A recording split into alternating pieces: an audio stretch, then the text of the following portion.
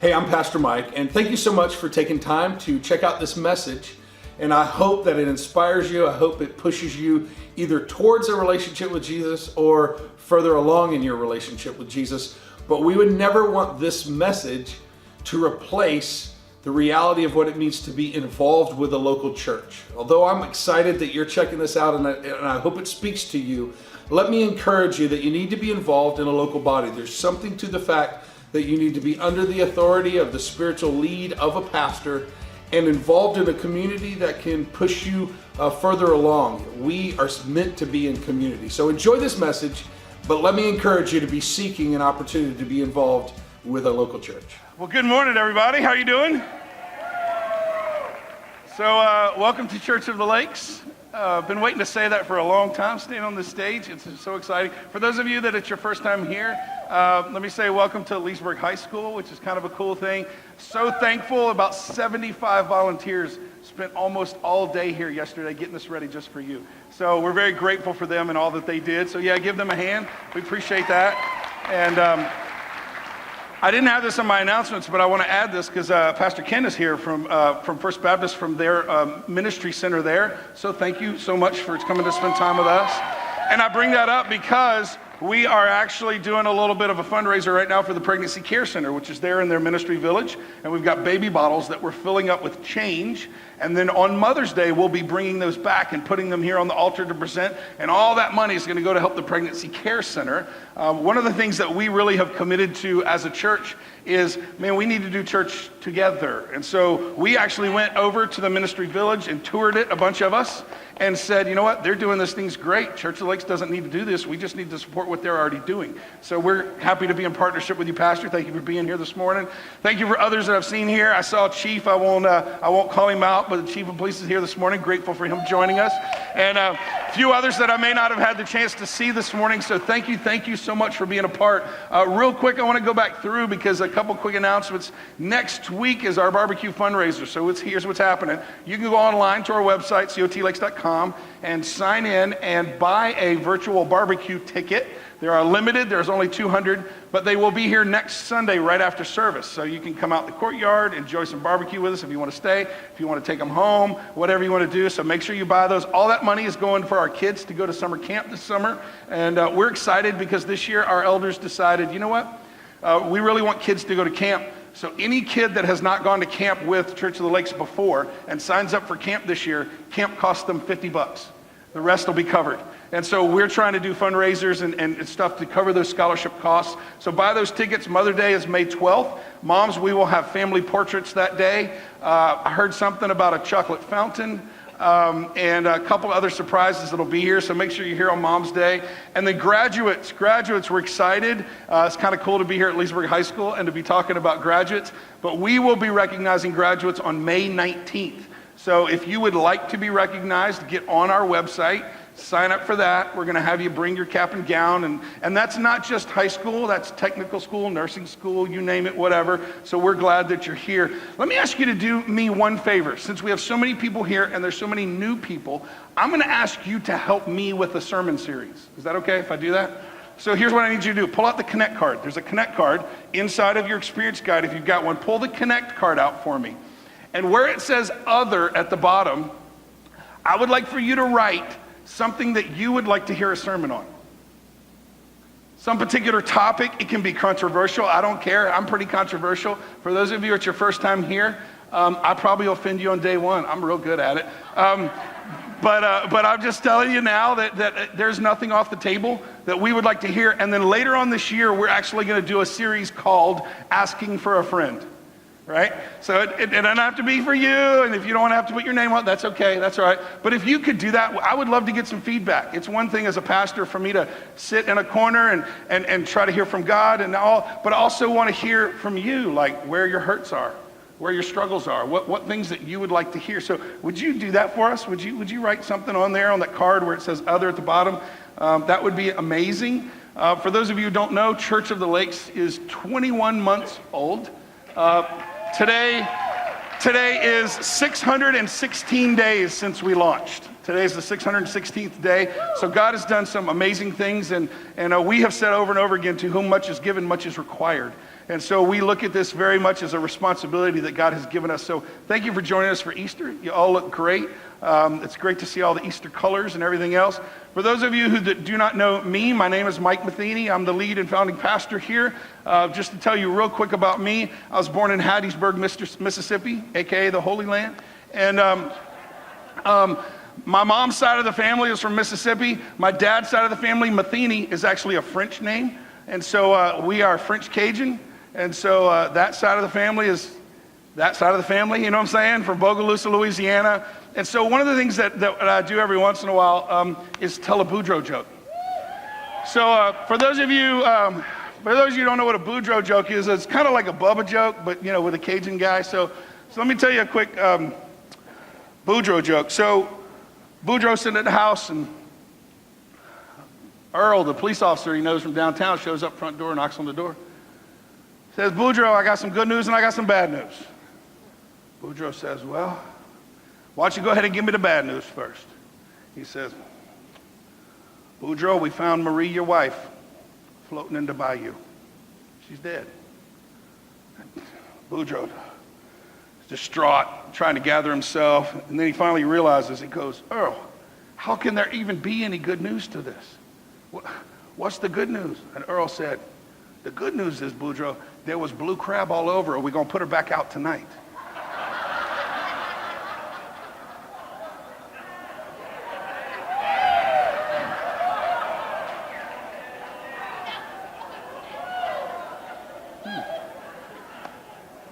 If you laughed at that, you need to get saved today. Now, I told that joke actually on purpose because I just created a tension. Did you feel it?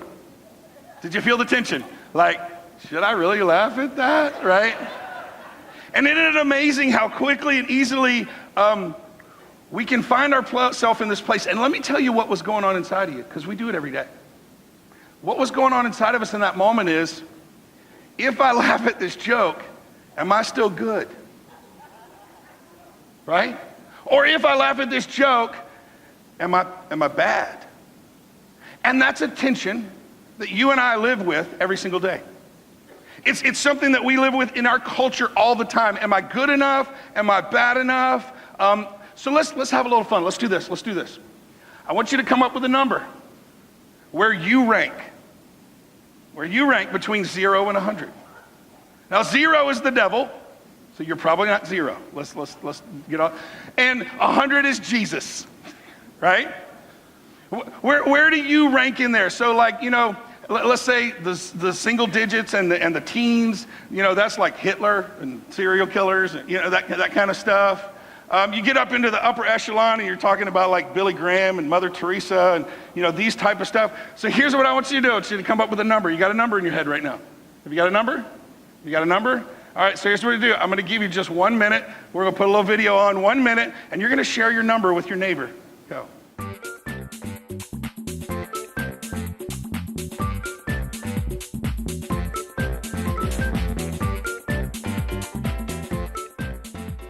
Did you tell your neighbor? Did you tell your neighbor? All right, so some of y'all, like I saw somebody look and somebody said a number to you and you went, I don't think so, right? Come on. So let's just do this. Let's just go ahead and put it all out there. Let's put it all out there. You ready? I need all my 1 to 30s. Don't lie. All my 1 to 30s. Go ahead and raise your hand. Nice and proud. Raise your hand.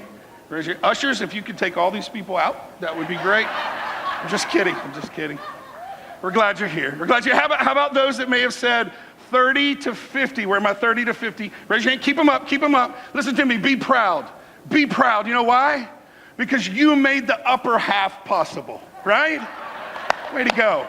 Way to go. Way to go. You did good. You did good. 50 to 80. 50 to 80. Okay, these are somewhat good people. Where are my 80 and up? Thank you for gracing your presence with us today. We're so glad you're here today, right? Comparison, good and bad, good and bad. And am I good enough? Am I bad enough? Am I too bad? You know, it's funny because we'll ask people to come to church and they'll go, if I show up, I think the walls will cave in, right? I had one guy, actually the guy that cuts my hair, I said, hey man, I would love you to come to our Easter service. He said, you got a good sprinkler system. And isn't that so true that we're all sort of wrestling, if we're honest. We're all sort of wrestling with this concept, am I good enough? What is good enough? And when we compare ourselves to others, there's really only two options, right? You either feel better about yourself or you feel worse about yourself. And social media has killed that, would you not agree? I mean, come on, where are my moms? Anybody got mom guilt? Don't tell a lie. Mom guilt, right? And just about the time you're having a terrible day and you just screamed at one of the kids, you pull up your Instagram and one of your friends and their daughter is in this picture. Right? Comparison.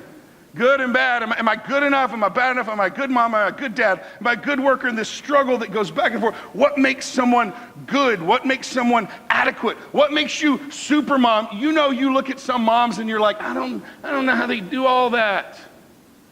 Right? And some of us men, we look around and we see other men and we just feel less. We feel when we compare to them. There's a little on the street video where they ask some people the same question. Watch this. Hey ladies, can I ask you guys a quick question? We're trying to determine on a scale of 1 to 100, 1 meaning like the worst person who's ever lived, 100 being perfect. How would you rank your lives? 8. An 8? Yeah, what number would you give yourself based on how good you are? I give about a 50. Because I'm good up in there. About a 45, something around there. What about you? Probably about 50. Yeah, right around there. So how come you're 5 better than him? Because I'm a girl. I'm his better half, you know. Oh gosh, a 98 for sure. 98 is pretty good. What about you? Probably around there, 95, 90 to 97. So you're gonna let her be better than you? She's always better than me. Now, how come you're higher than her? Oh gosh. I mean, she's just pretty cocky. No. So, like, So would you really rank yourself that high? No. I mean, if we got deep down, 76. So you don't have to be specific, but what kind of stuff would kind of drive you down in your mind? You be malicious and do stuff to get back at people. Revenge. All right, give me one example. What'd you do? try to slice somebody's tires. She did. I didn't. I was ready to go do it. And I almost ran over somebody because I was mad at them. Okay, just don't get mad at me, okay? 100. 100. Absolutely I'm 100. gonna go like 88. Yeah, I'm gonna go 75. So you staying by 100? 100. Are you really? Would you say she's 100? Yeah, she's a great girl. So you'd say perfect in every way. You're as good as they get. Wait, one's the worst person? Yeah. Then I'm a 100. You're 100. Perfect in every way. No, I'm an 85. You just dropped 15 points like that. How come? I had to consider the fact that I'm a college student, so there's things that I do that make me an 85. So you don't have to be real specific, but kind of generally, what would drive your score down in your mind? In my mind, I'd say partying, procrastinating on homework, not always doing my awesomest because I'm lazy and tired from work and being a college student. You're a college student. That covers a lot, doesn't it? It does. Yeah. If you're 100, what would drive you off of 100? We just all got flaws in our life. You know, no one's perfect, I don't think. So. Everybody but your buddy, right? Yeah, she's a superstar. Oh, it's good to meet you. I haven't met 100 my whole life. So Thank you you. guys take care, man. Okay, thanks. Hey, thanks so much. He's like, man, she's hot, man. Right? She's 100. Anyway, so the reality of this tension that we have inside of us of good and bad, right? Of good and bad, adequate. Am I good enough? Am I bad enough? And the question is, where is that cutoff? Like, what is the heaven number? Right? Is it 70? Like what's a failing grade here at Leesburg High School? What's the failing grade, Ryan? What's a failing grade? 59? That's all you got to get is a 60? Huh? Basically? Okay, so let's say 60. 60, is that the heaven number? And I want to look at today the historical story of Easter. Because as Jesus was dying on the cross for the sin of mankind, at the same time, listen to me, at the same time, there were two not so good or bad people hanging on crosses next to him. So he's on the cross, but next to him, let's read the story. Luke 23, 32 through 33 says this. 2 other men, both criminals, were also led out with him to be executed. And when they came to the place called the Skull, they crucified him there along with the criminals, one on his right, one on his left. 2 criminals. They're bad. I probably could put these guys somewhere in the low teens. Do you know why? Because you have to understand the history of crucifixion. See, the idea of crucifixion, listen to me, crucifixion was expensive. It wasn't a cheap thing to do. It took a few days. It took a few soldiers, a centurion. It was expensive. So they saved crucifixion, hanging someone on a cross like that. They saved it for public humiliation. They saved it for the worst of the worst. They were trying to make a point. So while they were mocking Jesus and putting a sign over his head that said, King of the Jews, and they had spit on him and they were mocking him and saying all these things, if you're God, take yourself down from there. I want you just for a few moments to pay attention to his right and left. Because these were bad dudes. They were not on those crosses for no reason. There was something in their lives that they felt needed to be humiliated. A point needed to be made because they were that bad, right? Luke 23:39, the story continues. One of the criminals who hung there hurled insults at him. Aren't you the Messiah? Save yourself and us, he said. But the other criminal, listen, rebuked him. Don't you fear God, he said. Since you are under the same sentence, we're punished justly. For we are getting what our deeds deserved. But this man has done nothing. And then he said, Jesus, remember me when you come into your kingdom. And Jesus answered with some amazing words. Is he talking to a good guy or a bad guy? He's talking to a bad guy. And he says these words. Truly I tell you today, you will be with me in paradise. This story has to redefine our thinking. Because our thinking, or the fallacy, is that we have this tendency to rank ourselves against each other, good and bad. And one of the biggest fallacies out there, listen to me, is that good people go to heaven. What did the story just say? The story didn't say it was a good guy that went to heaven. The story said it was a bad guy that went to heaven. What is the number? What do I have to do? Do I volunteer? If I serve the homeless? If I do Sunday school pins? Anybody old enough to remember Sunday school pins? For all you young people back in the day, if you showed up for Sunday school and you did it consistently, each year you would get a Sunday school pin for perfect attendance. It's like gold stars for old people. You know what I'm talking about? Right? And if I have enough Sunday school pins, right? If I don't drink and I don't smoke, or maybe if you chew tobacco and you're female, you're definitely going to hell.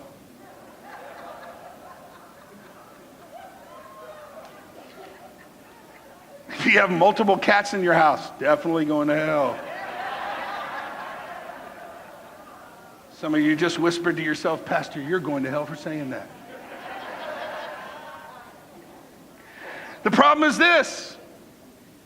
The problem is the story doesn't talk good and bad. It blows that idea out of the water. It completely jacks up that way of thinking. Because see, listen to me, what you need to hear this morning is the good news. The good news, this is good news. The good news is that good people don't go to heaven. That's the good news. Because you don't have to rank up. You don't have to be better. You don't have to do all this sort of stuff. That's not how we actually get into heaven. It's not a good or a bad system. See, the good news is You don't have to be good. Hear me. You have to be forgiven.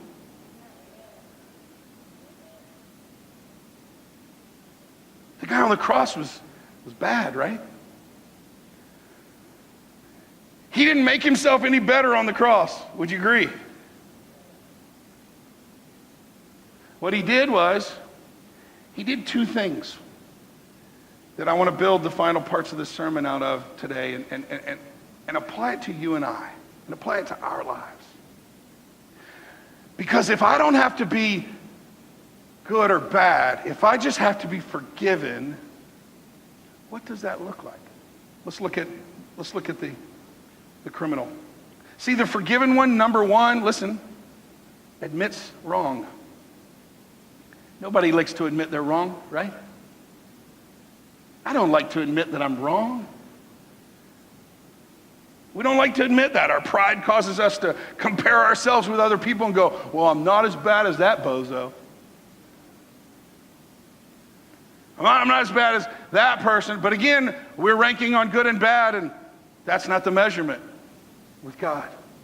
God's not ranking based on good and bad. He's ranking based on forgiven and unforgiven. Let me say it to you this way. Is there anyone here who's ever told a lie? Raise your hand. Keep your hand up. If you're sitting next to someone who doesn't have their hand up, look at them and say, liar, liar, pants on fire.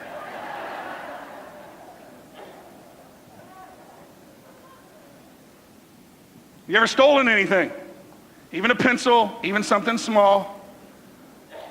Come on, be honest.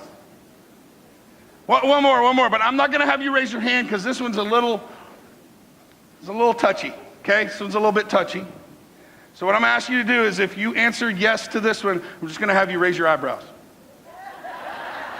Have you ever lusted after someone? Some of the teenagers in front are like,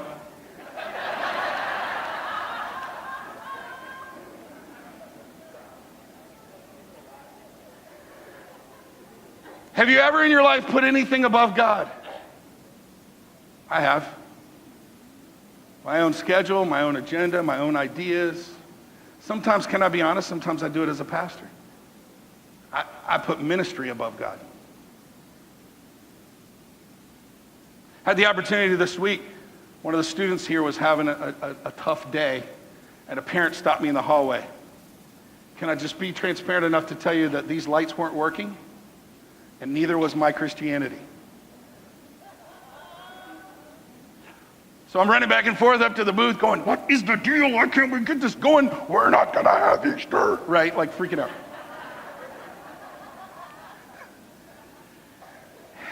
And right there in the hallway, like right there, across from the main office, a mom stopped me. Hey, Pastor Mike, how you doing? I'm like, hey, how are you? And I went into pastor mode. Come on.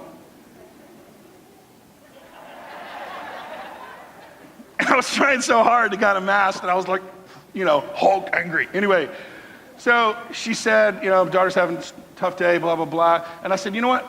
Can I talk? Is there anything I can do? And she said, no, Pastor, I don't want to bother you.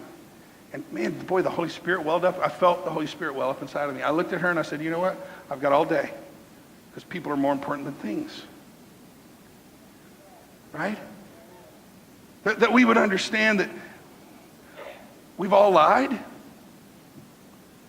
We've all stolen. We've all cheated. We've all done all these things. And so there's this crazy verse. Check this verse in James 2:10. For the person who keeps all of the laws except one is as guilty as the person who has broken all of God's laws. Once we have broken God's laws, we've broken relationship with him, right? Good deeds and actions cannot fix broken relationship. Let me give you this illustration this way. Monday, right? Monday morning is my sermon prep day. I try to disappear. I try to find a corner in a Starbucks or a Chick-fil-A because one is holy and one's fantastic, right?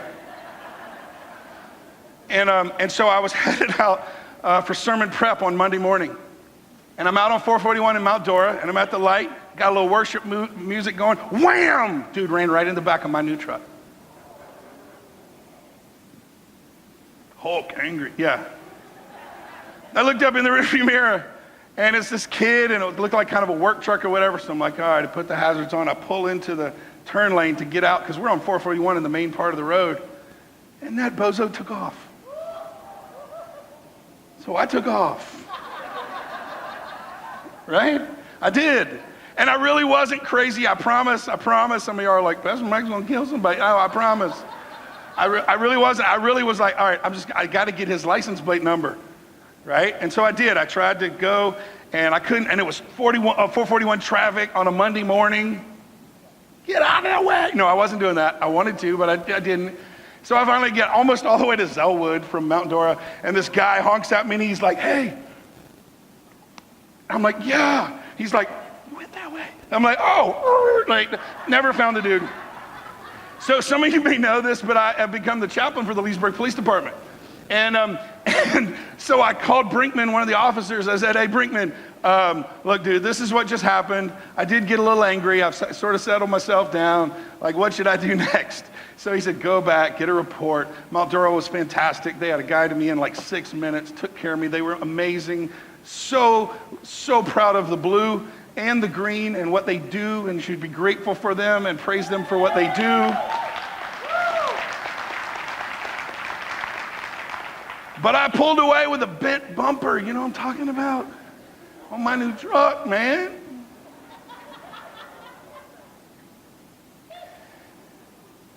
And so here I go off to Starbucks, so ready to write a sermon for Easter.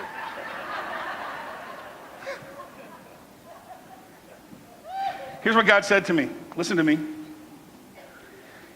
And this is the illustration because the criminal, the bad guy on the cross admitted he was wrong. Listen to me, because the only way to fix is not through good deeds, is repairing relationship. We have a broken relationship with God when we sin, right? So I thought about it. If that kid, let's just imagine that kid, God bless him. If that kid, the rest of the week, let's say he went and coached ball at the ball fields like 3-4 nights a week, serving kids. He gives to his church like over and above, tithing and all this sort of stuff. He volunteers. He does extra hours. He was probably headed to a job to work for some widow for free. Let me ask you this, from my perspective. Would all of those deeds fix the broken relationship with me? No. It would require him to come to me and make right the relationship. That's why we can't judge good or bad with God. You can't do enough deeds to make the relationship right. Right? We have to go back to him and admit, just like the criminal did, I've done wrong. What's amazing is that God is that forgiving. No matter what it is. No matter what you have done. The forgiven criminal admits that he's wrong. That's number one. Number two is this. He asks for eternal help. He asks for eternal help. And the reason I bring that significance, because I want you to think about the two different words that are spoken from the two different crosses. Because the one guy here, the one who was kind of blaspheming and talking garbage, he asked for Jesus to solve his circumstance. Follow me. In other words, he wanted earthly help. Are you hearing what I'm saying to you? That he wanted earthly help. He wanted him to fix his current situation. If you're God, to bring us down from these crosses. From the other cross comes the words, hey, Jesus, I'm not so worried about my circumstance right now. I deserve it. Would you deal with my condition? And my condition is a broken relationship with God. My condition is that I don't have a relationship with God because I recognize that I am wrong. Luke 23:42. Then he said, Jesus, remember me when you come into your kingdom. And Jesus answered him, I tell you the truth. Today you will be with me in paradise. It is just that profound and just that easy. For us to stop Going, am I good enough? Did I do enough? Have I done this? Have I done that? Good, bad, good. I did this bad thing yesterday. I better do a couple good things today. And we're living in this crazy cycle. We're the gerbil running around the wheel in our lives. When God says, no. I just want you to admit that you're wrong. I just want you to overcome your pride enough to go, this is outside of what God has said is right. And then ask him for eternal help. You see, both thieves were guilty. Both were equally near Christ in that moment. Both saw and heard what happened during those fateful 6 hours. Both were suffering severely. Their condition was terrible. Both were dying and needed forgiveness. One recognized his need. One did not. Can I ask you this morning, do you recognize yours? Because there's a Heavenly Father that loves you so much. Yes, even right where you are. Yes, even with what happened last night or last week or years ago that you've never been able to let go of. And he says, all I want you to do, I don't want you to try and be good anymore. I just want to repair a relationship. I don't want you to build a resume and give me your credentials and tell me all these wonderful things. I want to have a relationship with you. And the way for us to do that, I'm wrong. I've been outside of your will, God. Will you give me eternal help? You see, you and I here today, and everyone on this planet, we're one of the two thieves. We either have a relationship with God where we're asking him to fix our circumstances, but we really don't have a relationship with him. Or we recognize it's not about good and bad, it's about relationship. Do you recognize your need this morning? Can you put away the scales of good and bad? Romans 3:20-22 says this, therefore, no one will be declared righteous in God's sight by observing the law. Right? Rather, through the law, we became conscious of sin. Oh, I see what God is saying. Now I understand what is wrong and what is right, but that's not the measure. This righteousness from God comes through faith in Jesus Christ to all who believe. There was nothing the thief could do in his current situation, and there's nothing you and I can do in our current situation. You see, the thief, he couldn't walk the straight and narrow. His feet were nailed to a post.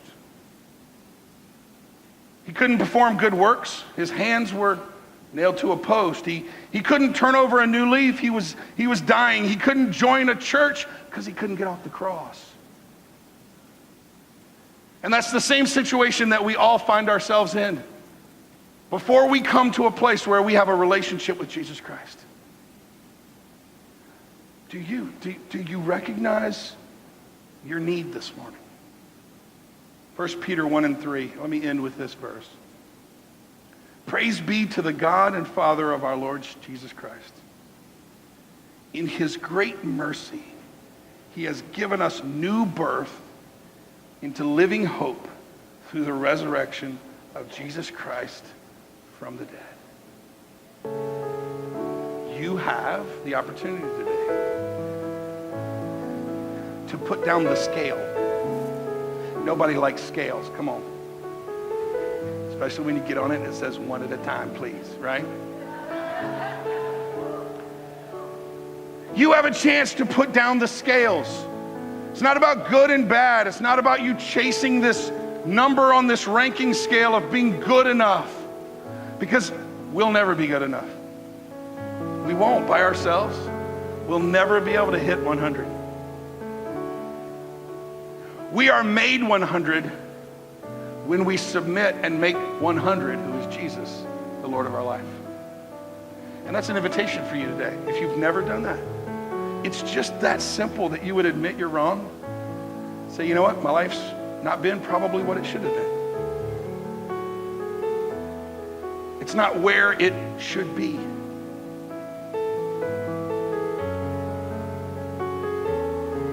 God, I need your help today. And for some of you that are here today, maybe somebody made you come because it's Easter. You're like, it's Easter. I need you to hear God ordained for you to be here this morning.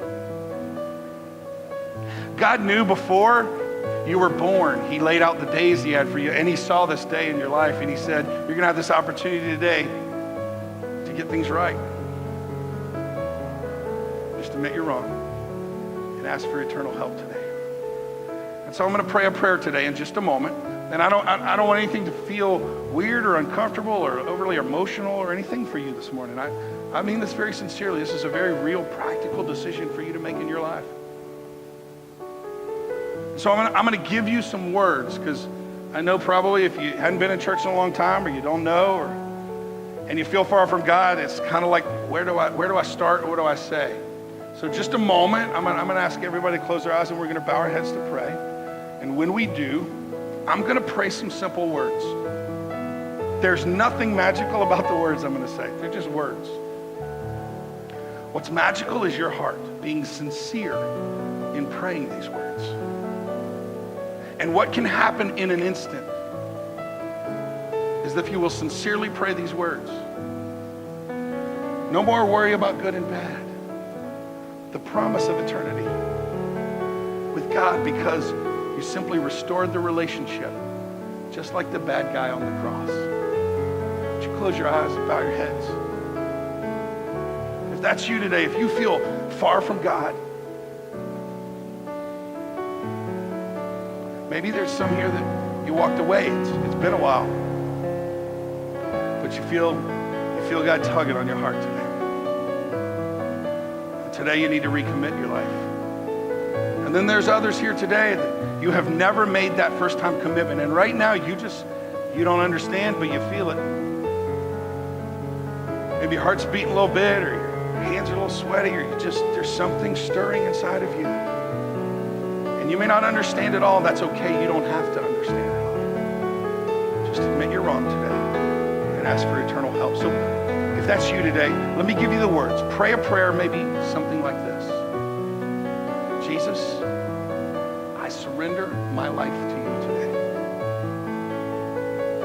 I recognize that I'm a sinner. I recognize that I'm just like the criminal. I do have bad in my life. But I also saw today, God, that you still love me and you would still take me. So will you take my heart today? And as best as I know how, I'll serve you for the rest of my life. And we pray all this in Jesus' holy name. And all God's people said, amen. The greatest decision you'll ever make in your life. Would you do this for me? There's a Connect card that I had you write some stuff for our sermon series coming up. Would you pull that out? If you're a first-time guest, we'd love for you to fill out. We'd make it real easy. 4 things. Name, phone, email, and birthday. That's all we need. So it's really quick. It's not a job application, all right? But if that's you today and you made a decision, we would love to know that. There's a place on there you can mark. Today I've decided to follow Jesus, and that would be if you did that for the very first time today. And the other would be a recommitment, if you made a recommitment today. And I'll tell you why. We're not going to show up at your front door, right? It's nothing like that. We have a prayer team, and we have some amazing people that would love to begin to pray for you and protect you. Because there's a spiritual war that's going on around us. And for some of you, you made a decision today, and you're going to get in the car, and the kids are going to start. And tomorrow you're going to go to work, and life's going to be a little bit crazy, or the people at work are just still the same jerks, right? And you're going to have a doubt. Listen to me. You're going to have a doubt in your mind about this moment. Maybe it was just emotional, and the guy made me laugh, so. And I need you to hear what you just did is an eternal thing. It's not emotional. It's very real. But you're going to need some help walking through it.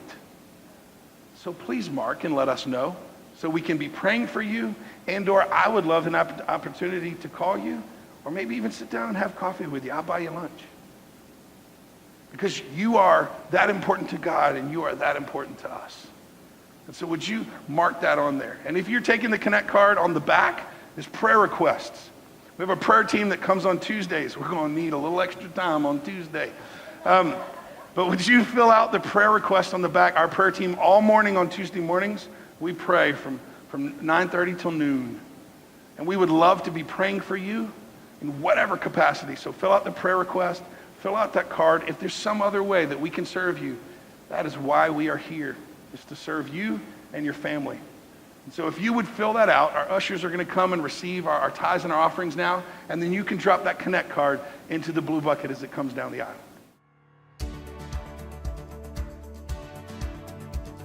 Thank you so much for being faithful in your giving. If you are new with us, don't feel any obligation to give whatsoever. We're just so glad you're here. If you did come prepared to give, there are a number of different ways you can do that. You can place your gift directly in the blue bucket as it comes down your row. You can give via debit card or credit card with our online giving, or you can text the amount to 84321 and follow the instructions you receive in the reply. While you're giving today, let us tell you about the different opportunities we've had because of your giving.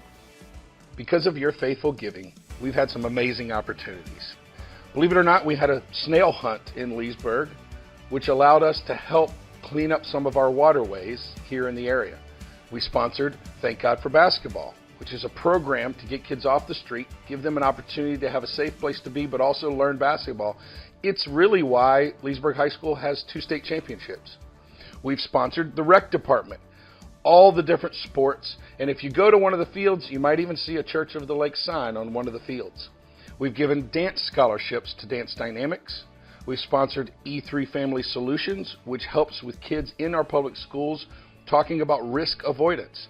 We've sponsored Leesburg High School, Oak Park Middle School. All of their teachers, all of their staff were blessed here at the end of the year, including a work day at Oak Park Middle School. We currently are working with the Pregnancy Care Center over at First Baptist Leesburg. You might have one of the little baby bottles, or if not, you could pick one up today, which allows us to help sponsor what they do. We're a part of the ARC, which has already launched 30 churches here in the United States this year already. And then globally, we send out money, believe it or not, to Peru, Greece, Russia, and some other parts of Europe, including our Love Week giveaways, where we gave away free gas during Love Week. All this is because of your unbelievably faithful giving. So thank you for being a part of the Lakes legacy.